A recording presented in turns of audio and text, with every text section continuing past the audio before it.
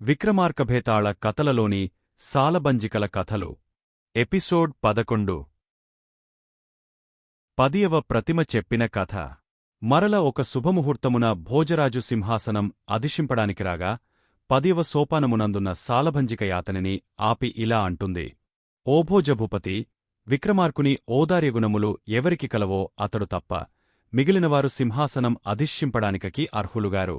ఇలా చెప్పిన సాలభంజిక మాటలకు భోజుడు ఓసాలభంజిక, విక్రమార్కుని గుణములు కథగాచేసి వినిపించమన్నాడు భోజభూపాలుడు. అంతలో ఆ ప్రతిమ ఈ క్రింది కథ జెప్పెను.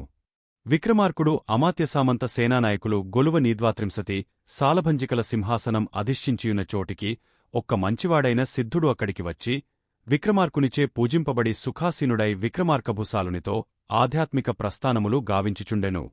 ఆసమయమున కుష్ఠువ్యాధిచే అవయవములెల్ల చివికినట్టి ఒక విప్రుడు ఆస్థానమునకు వచ్చి రాజుతో ఇల్లు మొరపెట్టుకొనెను. ఓ మహారాజా, భూపతి కన్నతండి వంటివాడు నీవు ఎల్లవారి యొక్క పీడను హరించు వాడవు కనుక ఈ రోగముచే నాశరీరబు కృశించుచున్నది. ఎట్లైనను నన్నీ రోగము నుండి విముక్తునిగావించవలయునని చాలా విధముల ప్రార్థిస్తున్నాడు. అంతట భూపాలుడాతనిని రోగ విముఖిని గావించవలయునని మనస్సున నిశ్చయించుకుని సిద్ధునిచుచి, స్వామీ, మీరు ఆవిప్రుని పల్కులు వింటరికదా, అతని రోగము బాపుటకు మీవద్ద సాధనముండిన తెలుపమనెన. సిద్ధుడు: ఓయి, నేనొక మంత్రము ఉపదేశించెదను. ఆ మంత్రరాజమును నీవు బ్రహ్మచర్యమున 1 సంవత్సర కాలము నిష్ఠతో జపించి హోమము ఆచరించితే ఒక దివ్యపురుషుడు ప్రత్యక్షమై నీకొక పండు ఇచ్చును. ఆ పండును భక్షించినవారికి జనన మరణాలు వజ్రదేహులగుదురు. నీకు వచ్చిన రోగము పోవాలంటే నీకా మంత్రరాజము ఉపదేశించెదను అనెను. విక్రమార్కుడు: స్వామీ, అట్లైనితే ఆ మంత్రము ఉపదేశింపుడని వేడుకొనెను. అంతట యోగీశ్వరుడు విక్రమార్కునికి మంత్రముపదేశించి నిత్యమూ జపించమనెను. పిమ్మట విక్రమార్కుడు విప్రునికి రోగ విముక్తుని గావింతునని ధైర్యము చెప్పి పంపివేసెను. పిమ్మట విక్రమార్కుడు సిద్ధుడుపదేశించిన మంత్రమును 1 సంవత్సరకాలము బ్రహ్మచర్యమున నియమనిష్కలతో ఉపాసించి హోమము చేసెను.